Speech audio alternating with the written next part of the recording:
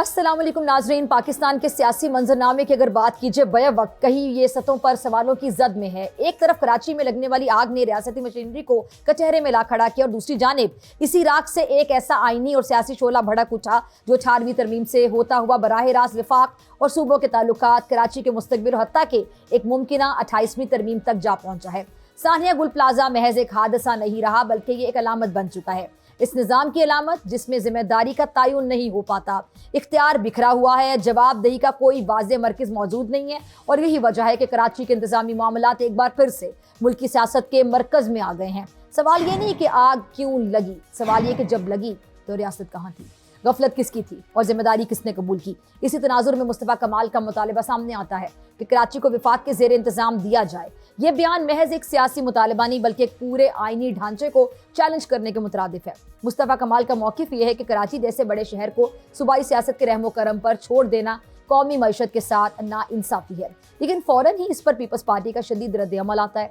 सिंध के सीनियर वजीर शजील मेमन सवाल उठाते हैं, क्या 18वीं जो तरमीम है ख़त्म करने से आग के वाक़यात रुक जाएंगे? क्या कराची को विफाक के हवाले करने से जो बिल्डिंग कंट्रोल है, फायर सेफ्टी है, इंतजामी गफलत, उसका खात्मा हो जाएगा? ये बहस अभी जारी थी कि वज़ीर दिफा ख्वाजा आसिफ साहब ने भी 18वीं तरमीम पर तनकीद शुरू कर दी। उन्होंने कहा कि 18वीं तरमीम पर उसकी असल रूह के मुताबिक अमल दरामद ही नहीं हुआ और सबसे बड़ा वादा इख्तियारात की निचली सतह तक मुंतकली आज भी एक नारा ही है। लेकिन दूसरी जानिब पंजाब और विफाक के बल्दियाती इंतखाबात में ताखीर हो रही है। पंजाब में मुकामी हुकूमतों की मुद्दत 31 दिसंबर 2021 को ख़त्म हो चुकी है और इलेक्शन कमीशन का ये कहना है कि पंजाब में 3 बार हल्का बंदियां करवा चुके हैं और आइन 120 रोज़ में बल्दियाती इंतखाबात का इनेकाद यकीनी बनाता है। ख्वाजा आसिफ के बयान के बाद पीपल्स पार्टी जो 18वीं तरमीम को अपनी सबसे बड़ी सियासी और आइनी कामयाबी समझती है, फौरी तौर पर नाराज हो गई।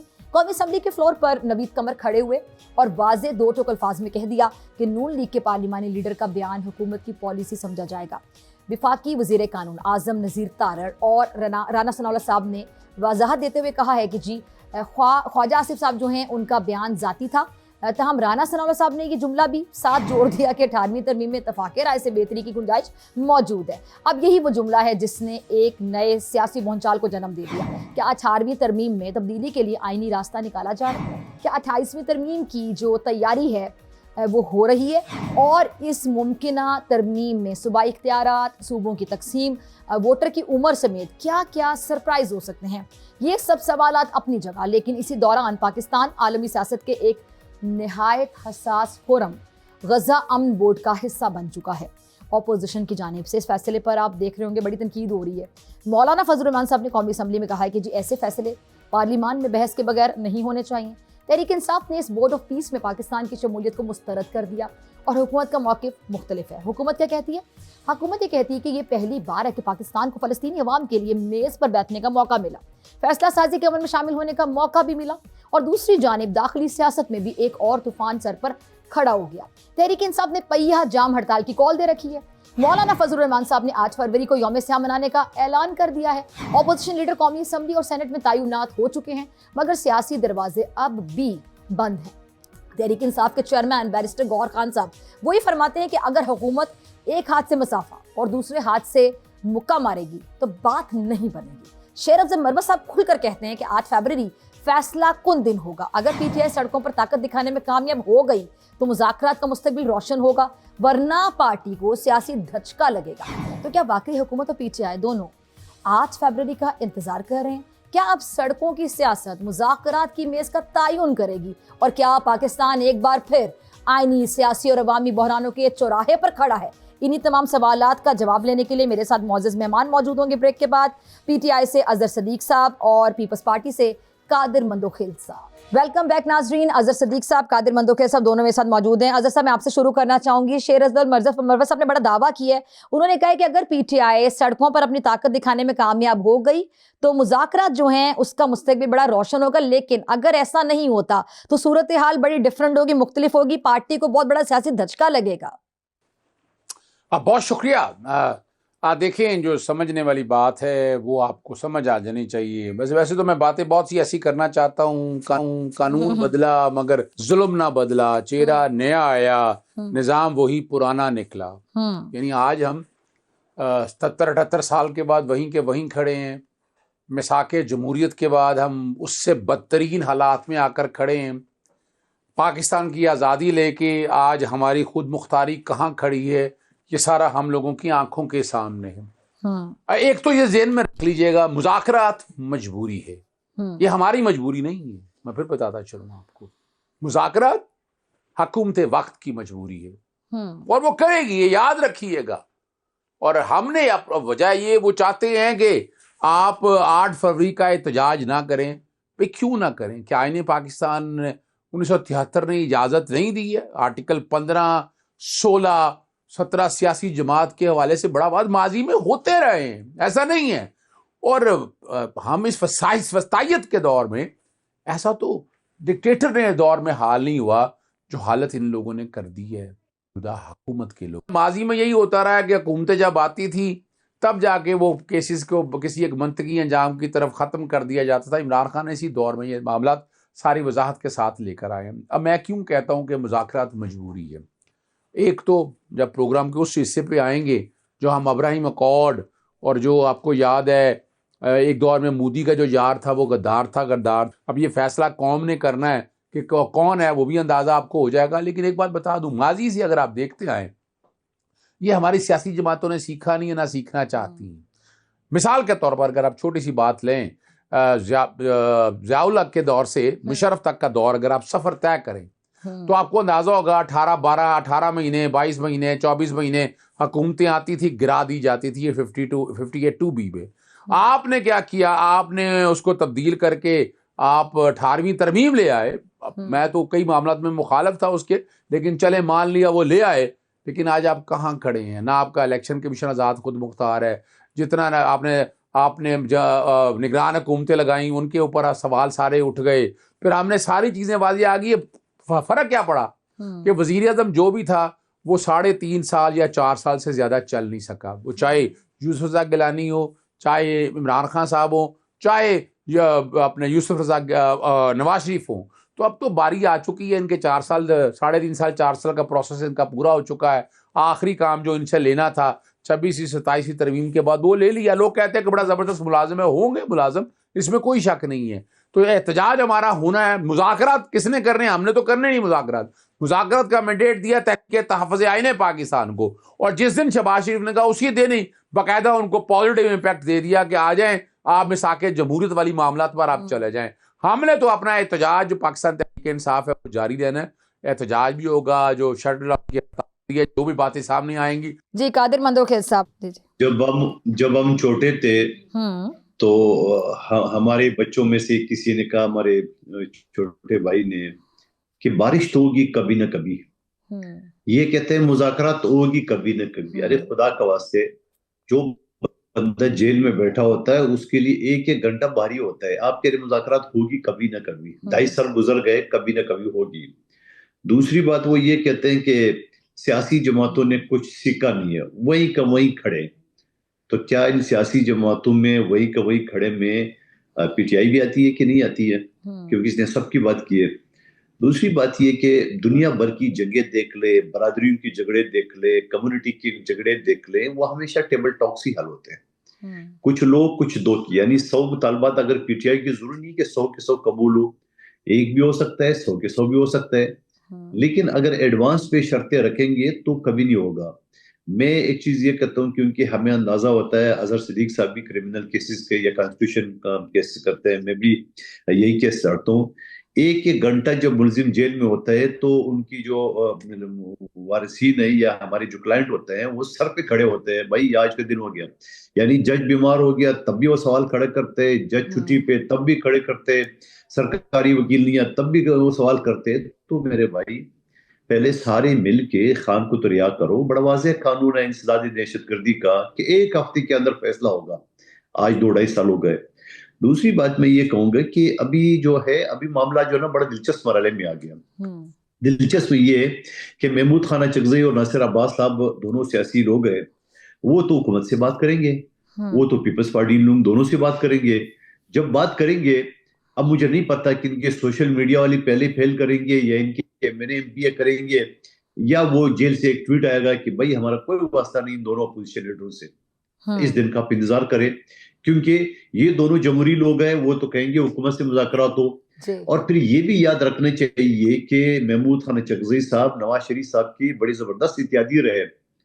बलूचिस्तान हुकूमत में इनके भाई गवर्नर लगाए गए थे, वो उसूल परस्त आदमी है, लेकिन दोस्ती तो है ना उनकी, पीपल्स पार्टी से भी है, नून लीग से भी है, मौलाना साहब से भी है।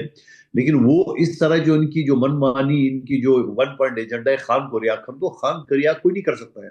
खान को रिया करेंगे, अदालतें रिया करेंगे, अदालतों में केस चलेगा तो उसके बाद वो होगा।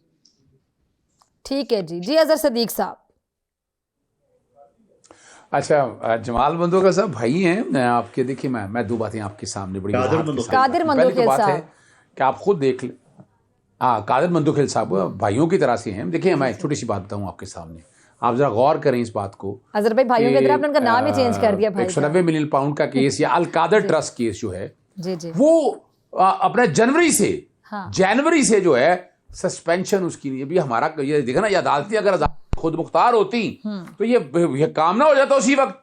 यानी जनवरी से लेकर आज तक उसको इसको अगर लगवाना है तो नहीं लगा सके। उसकी वजह क्या है कि आपका निजाम सारा खराब किसने किया है? 26वीं 27वीं तरमीम ने किया ये कमाल। आइन कमजोर, ताकतवर, मालामाल, अदल के ईवानों में खामोशी छा गई, इंसाफ की खुर्सी खुद नजरती पाएगी। मैंने आपके सामने रख रहा हूं, आप बता दें। आप अपना कभी नैब ने प्रोसिक्यूटर अपॉइंट करना है, कभी वो बीमार हो गया, सारा कुछ आपके सामने है। किसने कहा है कि अदालतें अगर आजाद और खुद मुख्तार होती तो ये कब के फैसले हो चुके होते? ये सारे मट्टी की तरह, रेत की तरह बह जाने हैं, लेकिन नहीं लग रहे। और ना ये देखे ना, दूसरी तरफ क्या है, हुकूमत वक्त थी ना, हुकूमत वक्त को चाहिए था कि जनाब आइन, जैसे उन्होंने ट्रायल कहा कि डे टू डे ट्रायल चाहे नजर आ गया, डिस्क्रिप्शन नजर आ गई, तो चाह कहते हैं इसको, क्या आज भी कहें?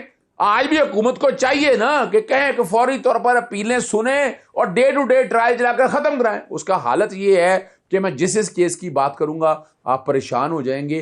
लेकिन अगर वाकई हम आगे चलना चाहते हैं, हमारा इरादा है, वो ये मजबूरी है। देखिए मैं, ये पाकिस्तान तहरीक इंसाफ की मजबूरी नहीं है। इमरान खान साहब को बाहर भेजना था, वो किसी डील पे नहीं आए, ना ढील पे आए।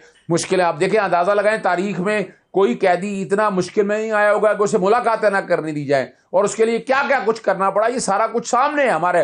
लेकिन मैं इसलिए जमहूरी हुकूमतों में शर्म दिलाता होता हूँ कि यार मान लिया ये सारा जो कुछ चीजें हैं आपके सामने हैं, लेकिन इससे फायदा क्या मिलना है? फायदा किसी को नहीं मिल रहा। आप अपने मुल्क को एक ऐसी जगह ले जा रहे हैं जहां रूल ऑफ लॉ के नाम की चीज खत्म हो गई है। और रूल ऑफ लॉ अगर सिर्फ रूल ऑफ लॉ का नफाज करा दें आप, तो ये जितने भी केसेस है, पहले तो बात है शायद पर्चे दर्ज ना होते, अगर हो गए थे तो ट्रायलों में सजा ना मिलती, अगर ट्रायलों में सजा मिल जाती तो जनाब अपीलों में ये खत्म हो। और हुआ साइफर के केस का आपने देख लिया, जमीन बोझ होते हुए आपने इद्दत का देख लिया, तोशाखाना, बाकी दो की सजाएं सस्पेंड। इमरान खान, आप अंदाजा लगाए, करप्शन के इल्जाम इतने लगाए गए, बहुत से लोगों पे लगाए गए, कोई बता दे मां सिवाय तोशाखाना के अलावा कोई चीज सामने नहीं आ सकी। जरूरत इस समर की है। देखिए बेटर सर, यहां मैं आज भी समझता हूं, मिसाल के तौर पर मैं तो पहले दिन से जब हुकूमत बन रही थी तो मैंने उस वक्त कहा था कि पाकिस्तान पीपल्स पार्टी के साथ मिलकर हुकूमत बनाए, हाई मॉरल ग्राउंड पे, करप्शन को एक तरफ रख के उस हाई मॉरल ग्राउंड के ऊपर बैठकर आप और मैं आज भी समझता हूं कि पाकिस्तान पीपल्स पार्टी के साथ हुकूमत बनाने में कोई हर्ज नहीं है। जमहूरी रवायात तो हैं, लेफ्ट की जमात तो है, यानी डिक्टेटर की पैदा, ठीक है, इनमें बहुत से ऐसे लोग हैं जिनकी सोच डिक्टेटर के करीब तरीन है, लेकिन मुस्लिम लीग नून के तो हर लीडर की सोच डिक्टेटर है। यानी वो आज भी अगर देखा जाए वो मार्शलों की पैदावार है। अगर इनमें कुछ लोग थे तो वो अलहदा हो गया। आपने देख लिया, शाहिद खान अब्बासी देख लें, मिफ्ता इस्माइल देख लें, जुबैर देख लें, जो साइड में चले गए, वो इनका साथ नहीं दिया। पाकिस्तान पीपल्स पार्टी के अंदर से देखा जाए मुस्तफा नवाज खोकर निकले हैं, लेकिन बाकी जो रजा रबानी साहब और फरतुल्लाह बाबर आज भी देख लें, उनका नजर आ जाता है कि क्या नुक्ता नजर है। यहां मैं जो समझता हूं ना कि यहाँ असफ अली जरदारी साहब अगर आगे बढ़े इस कॉन्टेक्स्ट के हवाले से लेके मुफाहमत के हवाले से, तो अपनी जगह है, लेकिन पाकिस्तान पीपल्स पार्टी, पाकिस्तान तहरीक इंसाफ ने ना ढील लेनी है ना कोई डील करनी है। ये बड़ी वजाहत के साथ बात है। अच्छा जी, चलिए मैं आपकी तरफ आना चाहती हूँ मंदोखिल साहब, जरा बात करना चाहूंगी मुस्तफा कमाल साहब की, जो कराची को वफाक के हवाले करने का जो मुतालिबा कर रहे हैं, क्या ये हल है? क्योंकि खासतौर पर जो सानिया गुल प्लाजा है, इसके बाद 18वीं तरमीम बड़ी जेर बहस है। जी डॉक्टर फिजा, एक जुमला मुझे पिछले सेगमेंट में कहने दें अजहर सिद्दीक साहब को कि अगर 8 फरवरी के बाद पीपल्स पार्टी ने आपको ऑफर किए गैर मशरूत तौर पे आपकी पार्टी का वज़ीर-ए-आज़म होता तो ये दिन आपको नहीं देखने पड़ते। पीपल्स पार्टी आपको फुल फ्लेज इख्तियारात भी देती और फुल फ्लेज हम्म, आपको सपोर्ट भी करती है जमहूरी हम्म, उसूलों के तहत। बहरहाल देर आए दुरुस्त है, अभी भी दिल्ली दूर नहीं है। हम्म, जो बात आपने की है, हमें सबसे पहले ये कन्नौज के गुल प्लाजा जो सानिया है, एक अफसोसनाक सानिया है। हम्म, गलती किसकी भी है, किसी है, वो सारी चीजें आपके सामने, मैं उसको दोहराऊंगा नहीं। हम्म, उसके ऊपर इंक्वायरी कमेटी बैठ गई है, FIR कट गया वगैरह वगैरह, ये सारी चीजें सामने। लेकिन आप मुझे बता दें कि मुल्क के वजीर दिफा, सीनियर मेंबर असम्बली के फ्लोर पे जिस तरह वो चिचोरप्पन का इजहार कर रहे थे, और जिस तरह वो 18वीं तरमीम को जो ना वो गुल प्लाजा की शहीदों के बजाय वो 18वीं तरमीम जो पहले से उनकी पेट में मरोड़ थी उसके लिए, उसके पर वार करना, ये क्या मुल्क के दिफा का, वजीर दिफा का क्या काम है? हम्म, ये वही ख्वाजा आसिफ है जो इसी फ्लोर पे उन्होंने हजारों को गालियां, बुरा भला नहीं कहा, हम्म, आज क़यामत की निशानी वो वजीर दिफा बन गए। चलो, हम्म, बन गया, हम क्या कर सकते हैं। लेकिन सवाल ये कि ख्वाजा आसिफ मुल्क के वजीर दिफा होने, वफाकी हुकूमत, ये सिर्फ कोई अफगानिस्तान या ईरान का हिस्सा नहीं है, ये पाकिस्तान का हिस्सा है। क्या वजीर दिफा का ये काम नहीं था कि वो शहबाज शरीफ जो यहाँ इलेक्शन लड़ने आ जाते, ये आ जाते यहाँ पे जख्मों के पर नमक छिड़कने की बजाय मरहम लगा देते, लेकिन सर सिंध मुस्लिम लीग हुकूमत के नून अपने के ताउन। कुछ लोग हैं, गालिबन राना सनाउल्लाह साहब ने बात की है, तारड़ साहब ने, कि उनका जाती बयान था ये। डॉक्टर फिजा, हम्म, अवाम बेवकूफ नहीं है, नाम बेवकूफ है। हम्म। एक शख्स जो वजीर दिफा है, असम्बली के फ्लोर पे काबीना का नहीं तो आप सीनियर ये कहना मेंबर चाह है। रहे हैं कि राना सनाउल्लाह साहब लोगों को बेवकूफ बना रहे हैं? नहीं नहीं, मैं ये कहता हूँ, राना सनाउल्लाह कल मेरे साथ डॉक्टर मैंने राना मनसब सनाउल्लाह अली, साहब को कोट किया ना, तो आपने कहा आवाम बेवकूफ नहीं है, आपने उनकी बात पे बोला, तो आपका कहने का मतलब है कि राना सनाउल्लाह साहब आवाम को बेवकूफ बना रहे हैं। मेरे वो कह पूरे रहे हैं उनका जवाब सुन जाती ले, सेहत में बयान था। जी जी। कल मेरे साथ एक शो में इनकी MNA थी जो स्टेट मिनिस्टर है, डॉक्टर मनसब अली साहबा। वो कह रहे नहीं, ये तो उनका जो है ना वो रियासत का बयान है, वो पार्टी का बयान है, कल का ऐसे मेरे साथ शो में। अच्छा। तो मैंने वही कहा कि फिर राना ठीक। सनाउल्लाह झूठ बोल रहा था। लेकिन वो खातून बिल्कुल सही फरमा रही थी। इतना सीनियर लेवल पे इस तरह चिचोरी हरकत या बात नहीं कर सकती, जारी बातें दिल में। और ये क्या पीपल्स पार्टी ने अकेले में 18वीं तरमीम पास की? ये तो तमाम पार्टियों की, जो आज भी अजहर सदीक साहब से हमें ताने मिलते हैं कि 27 28 24 तरमीम आप लोगों ने उजरत में पास की है, उस पर 9 महीने लगे थे और मुतफका था। तो क्या ये लोग नहीं थे? और दूसरी बात ये, फिर वहां से जाके उसने अपनी कराची में मुखबर खास को खड़ा कर दिए प्रेस कॉन्फ्रेंस करते हुए। वो भाई मेरी बात सुनो, यही मुखबर खास था जो लोगों ने 15 करोड़ रुपए बल्दिया फैक्ट्री से मांगे थे, पैसे नहीं देने की सूरत में जंजीरों से दरवाजे ताले करके 259 मजदूरों को जिंदा जलाए जालिमों ने। ये मैं इल्जाम नहीं लगा रहा हूं। उसके बाद यही मुखबर खास ने प्रेस कॉन्फ्रेंस की, मुस्तफा कमाल ने, वो कह रहे कि जब बलूचिस्तान के दहशतगर्द को आप माफी मिल सकती है, तालिबान को आप माफी मिल सकती है, फलां को आप मिल सकती है, तो हमारे लोगों क्यों नहीं? और उसमें जो रपोश शख्स है वो इनका कराची कमेटी का सदर था, आज भी दुबई में रपोश अमान सिद्दीकी नाम है, और बाकी उनको सजाई हुई है। तो मैं ये समझ रहा हूँ कि उंगली पकड़ने का ये आपका मौका मिला, आप इसी किसी सालिया का इंतजार कर रहे थे। आप तो जमहूरी लोग हैं, आप तो वैसे ही डिबेट भी कर लेते। 28वीं तरमीम करना है, 29वीं करना है, आइन में आइन का आर्टिकल 239 कहता है आपके पास 2/3 मेजॉरिटी आप ला सकते हो। जब आपको पता है कि आपकी औकात नहीं है लाने की, आपके पास 2/3 मेजॉरिटी नहीं है, 74 MNA और 26 सेनेटर हमारे बैठे हुए हैं, आपका चाचा भी नहीं कर सकता है। तो ऐसे फजूल बातें, और वो जो बेचारे जो सानिया के शिकार शहीदों के जख्मों पे नमक चढ़ने के बजाय आप मुंह उठा के आ जाते ना कराची, वहां उनके कोई दौरा ही कर लेते। किस बात का दिफा का वजीर है? ये वही वजीर दिफा है चले जब आगे हिंदुस्तान के चलते साथ हैं। जंग चल आपने रही तो है, पूरा उससे सेगमेंट कोई भी वजीर डूबा दिफा होता। पे कर दिया ना सर, आपने तो कोई मेरे सवाल का जवाब नहीं दिया, आपने मैं सारी बताऊं कि तकरीर ये वजीर ख्वाजा आसिफ दिफा, साहब पे कर दी तनकीद करके। मैं कहता हूं ये वजीर दिफा जब हिंदुस्तान के साथ जंग छिड़ गई तो सर ये कौन से खूनी में छुपा होता? सवाल मेरा ये कुछ सुन और लो था। जुमला पूरा, 18वीं तरमीम के डॉक्टर हवाले फिजा। से बात मैं कर रही थी। मुस्तफा कमाल साहब ने कहा कि कराची को विफाक के हवाले करने का उन जो मुतालिबा कर रहे थे। 18वीं तरमीम बड़ी जेर बहस है। ये जो इस तरह के वाक़यात हैं सानिया गुल प्लाजा जैसे, इसकी जो असल वजह आइनी ढांचा है, इंतज़ामी किसी किस्म की नाअहली है। मेरा सवाल बेसिकली ये था, लेकिन आपने तो पूरा जवाब वज़ीर मैं दिफा आगे भी साहब जवाब पे देता हूं। पूरे मैं एक जुमले में जवाब दे देता हूं। दिल की भड़ास निकाल ली आपने कादिर मंदो नहीं नहीं, वो दिल पड़ास क्या मतलब, जो बेहुदा बातें करेंगे जवाब तो फिर ऐसे ही मिलेगा ना। चलिए, आपको आप मुझे राइट एक है, आप बात जो भी जवाब देना चाह रहे हैं, लेकिन मेरे सवाल का जवाब आपने सारा जो ख्वाजा आसिफ मर्जी साहब दे पे दे, तकरीर करके दे दिया। ये वैसे सिंध दुश्मन वजीर है ये, और राना तनवीर, इनको कौन सा सिंध की दोस्ती है, पहले भी हमने देखा है असम्बली में। सवाल ये कि जब आप बात कर रहे थे इसके ऊपर, बल्दियाती निजाम के ऊपर, आपके अपने सूबे में, आपके अपने शहर में 18वीं पिछले 3 तरमीम साल से बल्दियाती इलेक्शन नहीं हुआ है।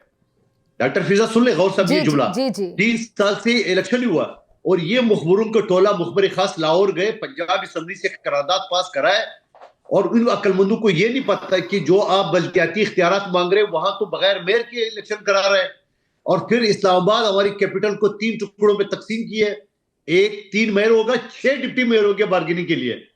तो पहले खुद तो अपने गिरबान में देख ले कि खुद क्या करने जा रहे हो, अगले को मशवरा देना या तकसीम। ठीक है, चलें जी, चलें। ये आपके अजहर सदीक साहब, ये जो अभी 18वीं तरमीम के हवाले से बहस हो रही है, इस पे पीटीआई क्या राय रखती है? आपको क्या लगता है कि जो 18वीं तरमीम है, पीपल्स पार्टी इसको सूबाई हुकूमतदारी पे हमला समझती है, और आज तक 18वीं तरमीम का क्रेडिट पीपल्स पार्टी लेती है कि ये सेरा पीपल्स पार्टी के सर जाता है, लेकिन इसमें क्या आपको लगता है कि जैसे कि राना सनोरा से फरमाते हैं कि 18वीं तरमीम में किसी न किसी की बेहतरी की गुंजाइश मौजूद है, तो क्या पीपल्स पार्टी और नून लीग, इनका जो डेडलॉक है इस बात पर, आपको लगता है कि इसमें इनका इत्तेहाद भी आगे जाके बिखर सकता है, टूट सकता है?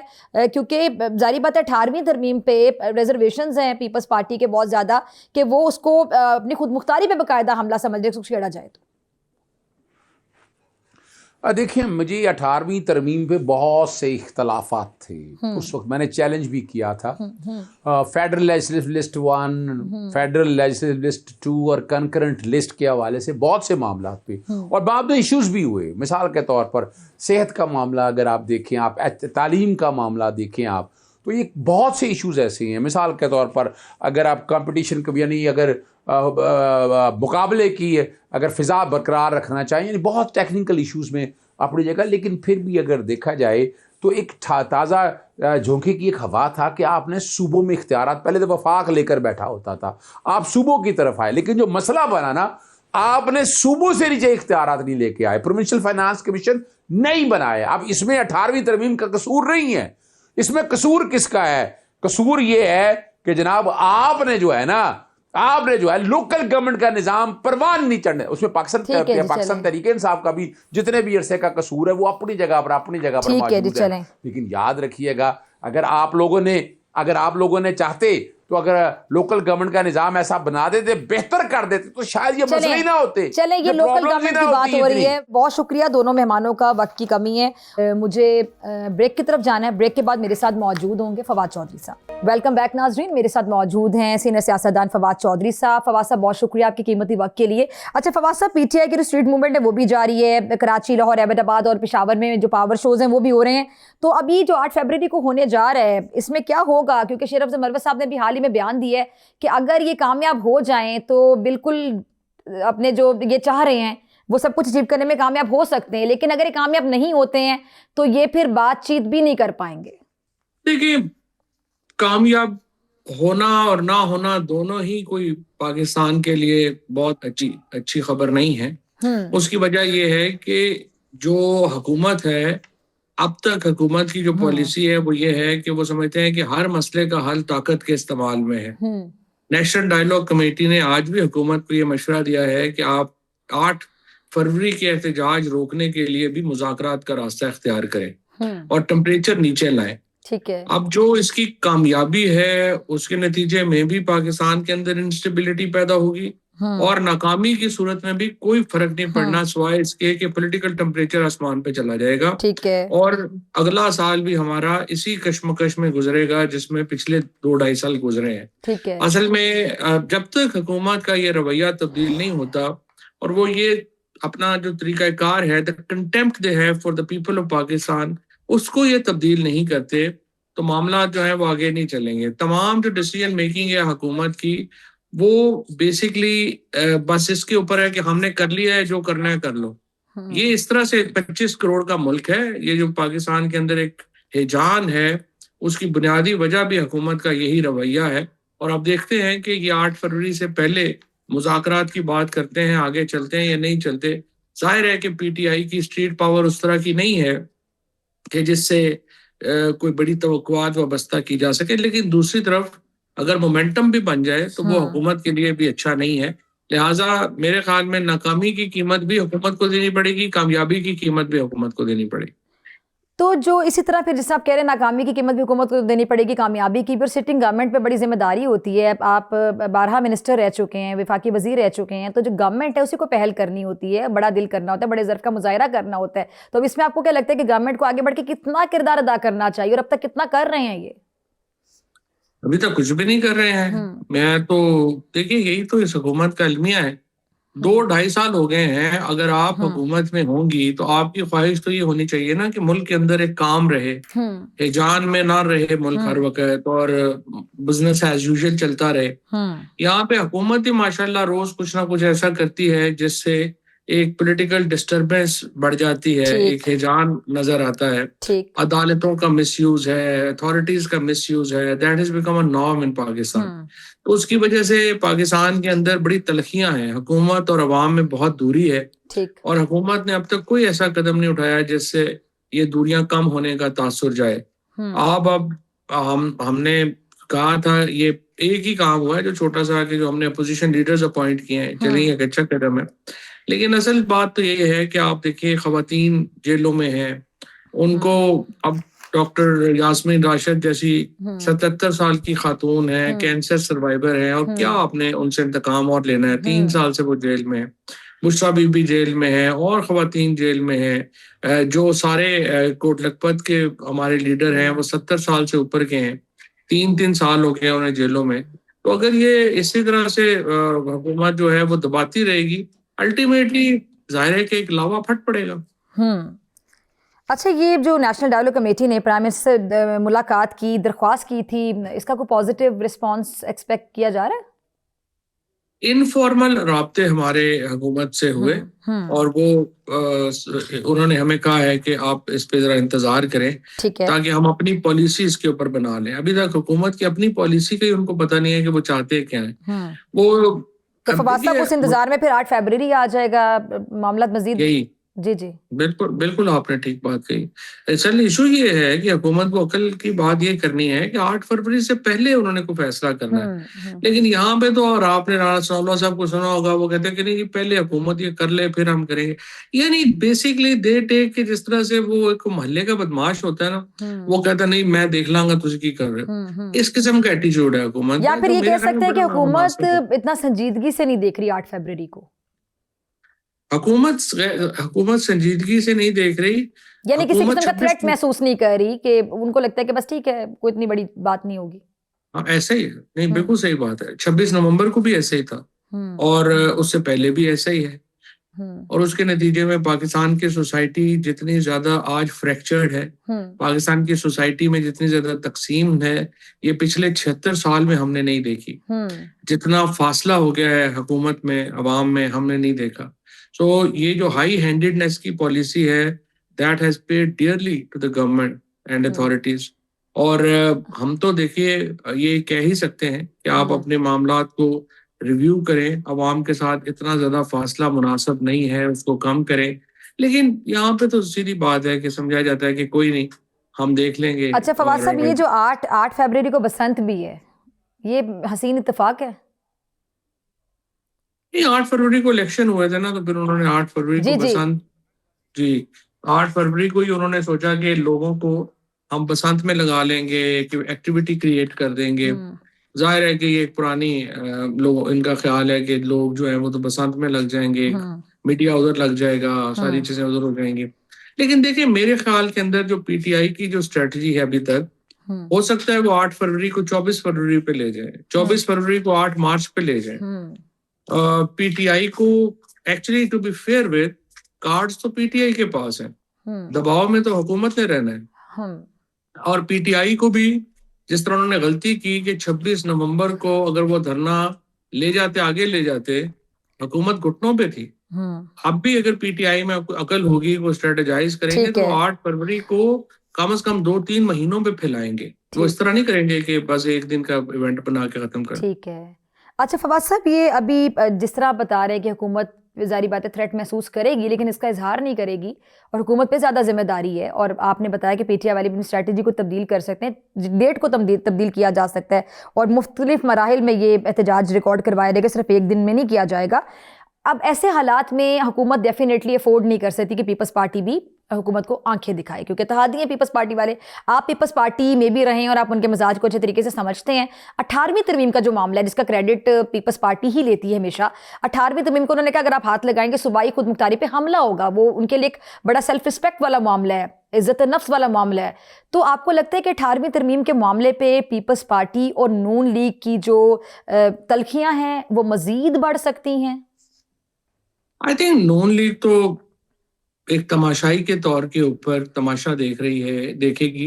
वो समझते हैं कि this is something between establishment and Peoples Party, और वो नून लीग जो है वो तो इसमें हिस्सादार नहीं बनेगी। I don't think so they will take side. वो एस्टैब्लिशमेंट से कहेंगे जी ये आपके सामने है, इनको मनाना है आप मना दे, नहीं मनाना तो जैसे आप मुनासिब समझें। और कुछ ना कुछ तो पीपल्स पार्टी को देना पड़ेगा। 28वीं आईनी तरमीम देखिए, 18वीं आईनी तरमीम के नतीजे में पाकिस्तान में गवर्नेंस का स्ट्रक्चर तो तबाह बर्बाद हो गया। आपने लोकल गवर्नमेंट कराई नहीं है, पैसे सिर्फ चीफ मिनिस्टर के पास जाते हैं। आप देखेंगे तकरीबन 35,000 करोड़ रुपया सिंध में गया है, और आप हालत देख लें सिंध की जो है, अभी आपने देख लिया। सो इशू ये नहीं है कि आपने तरमीम करनी है, या असल में बात ये थी कि या तो प्रोविंशियल गवर्नमेंट्स ने जो पैसा फेडरेशन से आ रहा था उसको नीचे डिस्ट्रिक्ट्स में डायरेक्ट किया होता, उन्होंने वो किया नहीं है। सारे इख्तियार चीफ मिनिस्टर अपनी झोली में लेके बैठ जाता है, पैसे अपने पास लेके बैठ जाता है। इस तरह से मुल्क तो नहीं चल सकता। सो तरमीम तो होनी ही चाहिए, तरमीम तो करनी ही चाहिए, लेकिन मेरे ख्याल में एस्टैब्लिशमेंट और पीपल्स पार्टी के दरमियान जो भी चीज होगी, नून लीग तो उसको एंजॉय करेगी। अच्छा, फवाद से मुस्तफ़ा कमाल साहब ने बड़ा धुआंधार बातें की हैं और ईडी कराची को विफाक के मातहत कर दिया जाए, जिसपे पीपल्स पार्टी भी आपको पता है बड़ी सीख पा है। शर्जील मेमन साहब की भी गुफ्तगू आपने सुनी होगी। मुस्तफ़ा कमाल साहब पे कोई कमेंट करना चाहेंगे आप, जो उन्होंने बात की ठीक की? देखिए, मैं तो बड़ा पुराना ये समझता हूँ कि पाकिस्तान की तारीख में हमने दो बड़ी गलतियां की।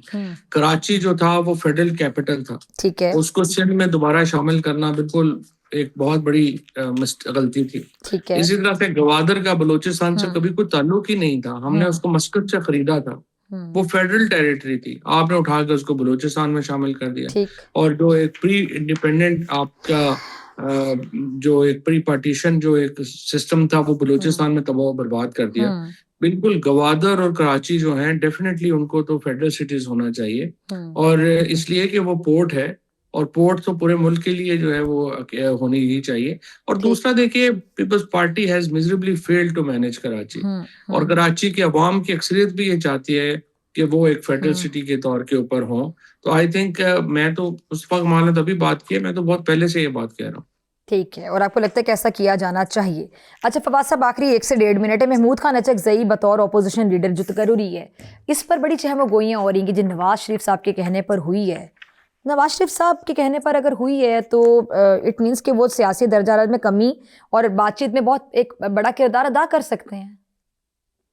बिल्कुल सही बात है, और अल्लाह करे ऐसा हुआ हो, और मेरे ख्याल में हुआ भी है। और नवाज शरीफ साहब या सादिक ज़ाहिर नवाज शरीफ के बगैर तो ऐसा इकदाम नहीं कर सकते थे। बहरहाल नवाज शरीफ साहब का किरदार अहम है, अगर वो पॉलिटिकल टेम्परेचर नीचे लाने में नवाज शरीफ साहब किरदार अदा करें तो ये पाकिस्तान के लिए बड़ी अच्छी बात होगी। देखिए, ऐसे ही ताल्लुकात इंपॉर्टेंट है। आपको याद होगा अचकज़ई साहब जो हैं इमरान खान के खिलाफ तहरीक अदम एतमाद लाने वाले कैरेक्टर्स में एक बहुत अहम हैसियत रखते थे। वो वाइस प्रेसिडेंट थे पीडीएम के, और ये तमाम लोग जो अब तहरीके तहफ़्फ़ुज़ आइन में हैं, ये असल में तो वो तहरीके अदम एतमाद के मुहर्रिक हैं। ठीक है। तो इसलिए इनके ताल्लुकात ज़रदारी साहब से, नवाज शरीफ साहब से बड़े अच्छे हैं। तो मेरा ये ख्याल है कि इनको वो ताल्लुकात इस्तेमाल करने चाहिए और पॉलिटिकल पार्टीज को एक डायलॉग की तरफ लाना चाहिए। जो आपको पता है कि मैं तो 1.5 साल से ये बात कह रहा हूँ, लेकिन अनफॉर्चुनेटली जो पीटीआई में ये बात कहे वो तो गद्दार है, लेकिन बाहर जो लोग बात ये करें वो वफादार है। तो ये तो खैर कोई एक वो पर्सनलाइज्ड एक इशू है, लेकिन नॉनदलेस आई थिंक अचकज़ई साहब की अप्रोच बिल्कुल दुरुस्त है। मुज़ाकरात की तरफ जाना चाहिए, नवाज शरीफ साहब से बात करें, आज़म ज़रदारी साहब से बात करें, और पॉलिटिकल पार्टीज बैठें और पाकिस्तान में किस काम की तरफ जाएं। अच्छा, ये जो गज़ा अमन के हवाले से जो फोरम है, इस पे पीटीआई बहुत ज़्यादा तनकीद कर रही है, तो आपको क्या लगता है कि पाकिस्तान को क्या शमूलियत नहीं इख्तियार करनी चाहिए थी? पीटीआई क्यों इतनी तनकीद कर रही है इस बात पे? देखिए, जो भी अपोजिशन होती है उसके पास ये लेयर होता है कि क्योंकि फैसला उन्होंने नहीं करना होता तो वो तनकीद कर सकते हैं। इसी तरीके से 9/11 के ऊपर पीएमएलएन जो थी वो बड़ी तनकीद करती थी। जब ये गजा का हुआ तो शहबाज शरीफ साहब बड़ी तनकीद करते थे। लेकिन देखिए, मुल्क ऐसे फैसले तो नहीं कर सकते ना अकेले।